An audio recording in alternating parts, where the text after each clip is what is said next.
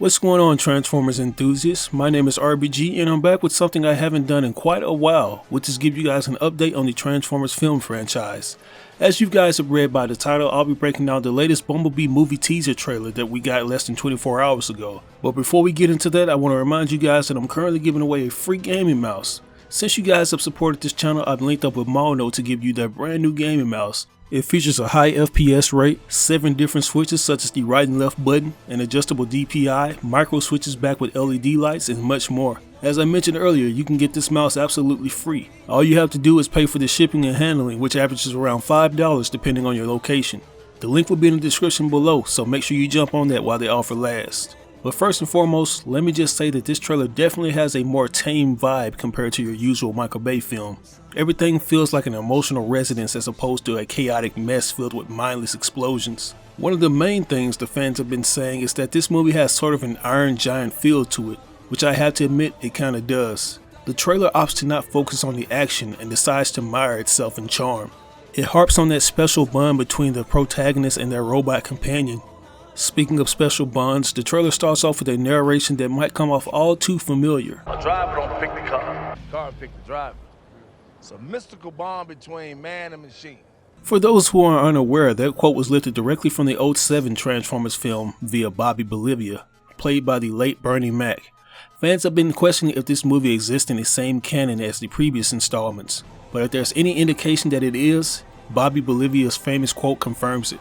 But moving on, we see the main protagonist Charlie Watson, played by Haley Steinfeld, wandering around a California beach town junkyard. She discovers an old beat-down Volkswagen Beetle, and one of the first things you'll notice is the honeycomb of bees under the wheel well. Considering the fact that this movie could be a potential origin story for Bumblebee, I'm just going to go ahead and assume that the honeycomb of bees will be the driving inspiration behind its name. And I know it's kind of weird considering in most lores that it's always been its name before he ultimately landed on Earth, but this would be a nice little touch added to the live action Transformers mythos. For example, we've seen similar instances with characters like Jazz, where Optimus Prime referred to him as Designation Jazz, as if he chose another name shortly after arriving on Earth. But getting back on track, it seems like Charlie Watson may be mechanically inclined, which seems to be a staple nowadays for anyone who plays the main character. We've had characters like Michaela Baines from the first film who learned the tricks of the trade through her experience as a juvenile car thief, and Kate Yeager, who was an inventor that built robots and sold them for an honest living. So this seems to be the case with Charlie, like maybe she's a gearhead. Speaking of gearheads, if you look closely you'll notice she's wearing a t-shirt of the popular 80s rock band Motorhead. Shortly after she takes Bumblebee to her garage, I noticed that it's filled with tons of auto mechanic supplies. And if you look closer, you'll notice that she's probably been working on the red convertible on Bee's right. Before she can begin examining the new car, a weird piece falls off of it. So she crawls underneath only to discover that the Beetle is actually an alien transformer. And let me just say that in my personal opinion, I'm loving the more simplistic design. For the longest time, we've had to deal with robots whose designs seem to be a bit too busy and distracted from the action. And I understand that the design team were trying to make a fully realized extraterrestrial robot that looks convincing in the old Bay films, but sometimes less is more, and that seems to be the case with Bumblebee's new design. Everything looks more streamlined while maintaining the same technical sophistication we've seen in the previous films. You can easily distinguish each body part without having to pause the footage or glance hard at the video. I specifically like how the new look harps back on the classic G1 look from the 80s, like the helmet. It bears a similar shape to his original counterpart but keeps the mouth visor, which is totally understandable because it's a look that's brought Bumblebee mainstream appeal after the character had gone missing for so long. For those who are unaware, after Bee's transition to Goldbug in the G1 continuity, Hasbro lost the rights to the Bumblebee name shortly after. It wasn't until they teamed up with Paramount that the name would be reacquired and the rest is history. We've seen him gain even more popularity in other mediums like the show such as TF Prime, and he even went on to become the leader of the Autobots in the Robots in Disguise series. But moving on, the most noticeable change would have to be Bumblebee's height. If you remember in the previous entries, he was around 17 feet tall, but in this film he looks to be roughly around 10 to 11 feet tall, which is 2 feet shorter than what Jazz was in TF1.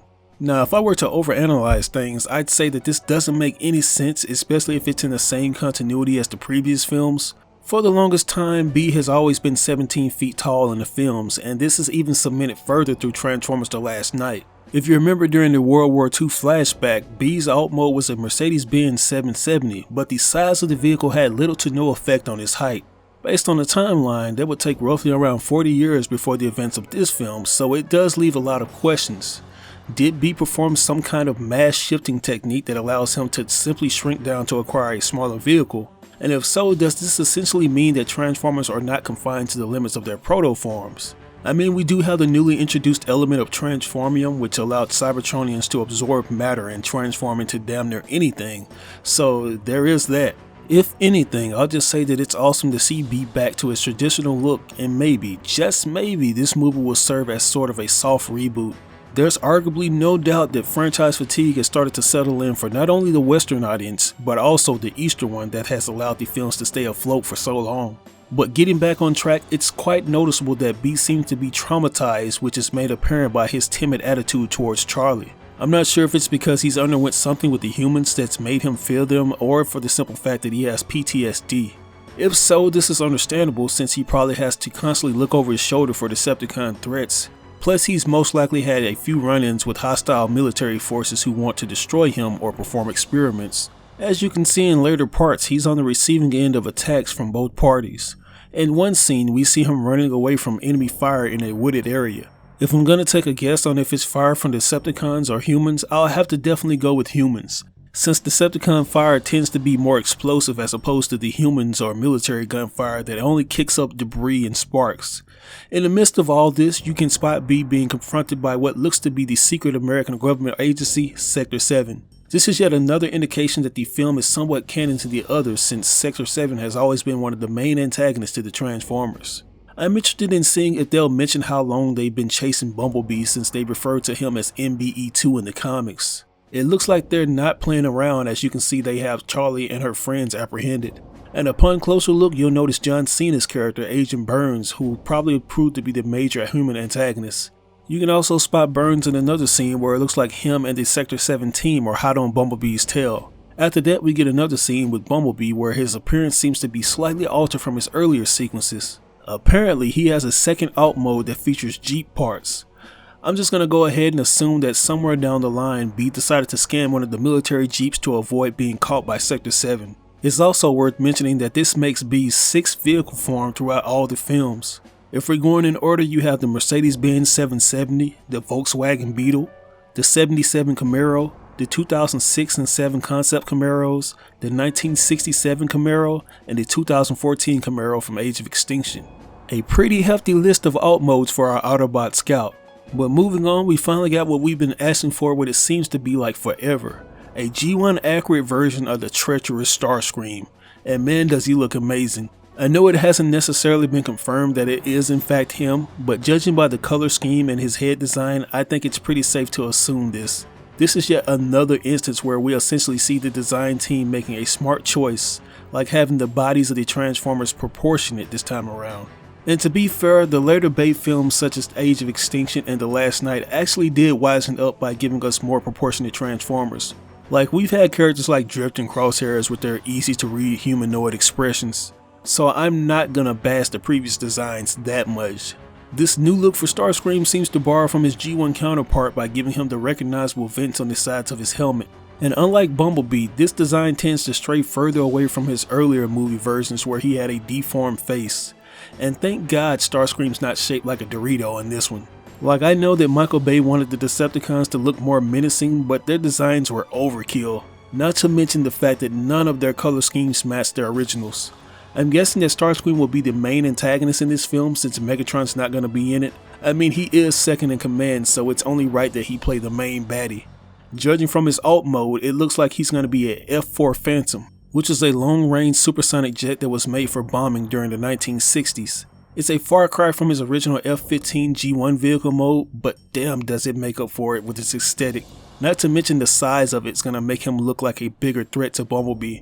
And it looks like he may be hovering over the wooded area we see B running through earlier in the trailer. But moving on, we get another epic scene of B using what looks to be his stealth mode on a twisting road. It looks like he's about to roll off until he projects his arm from his vehicle mode to grab the guardrail. I'm not certain if that'll play as one of his main features, but it'd be nice to see it more since it'll make for some awesome action sequences. The next instance we see is his battle mask, which has become iconic throughout the films. This has to be my second favorite out of all the masks he's worn, with the first fave being the one from Age of Extinction that looks similar to this one. They both have hexagonal patterns in their eyes that make him look similar to a bee. I love how this one actually transforms as opposed to simply sliding over his head like the other versions, and it makes him look more menacing. If you look at the later part of the trailer, you'll notice when he uses the mask, the traditional G1 horns pop out, which is a nice touch.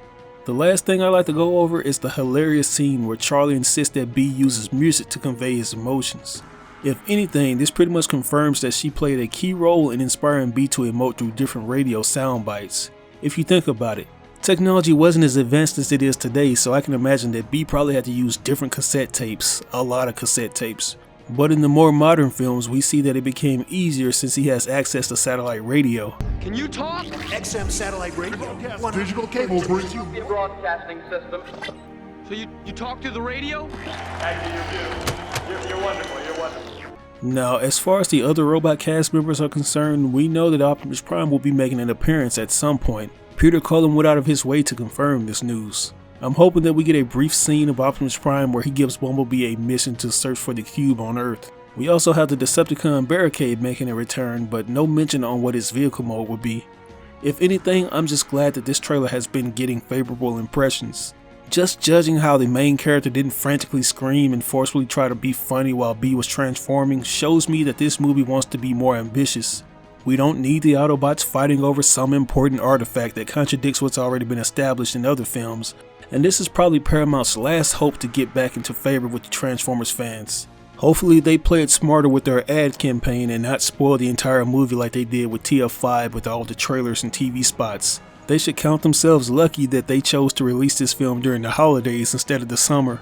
It probably would have suffered a similar fate to Solo, a Star Wars movie, which I'm glad didn't screen during Christmas because it would ultimately stifle Bumblebee's box office attendance records. But anyways, I think I've rambled on long enough. What are your thoughts on this trailer?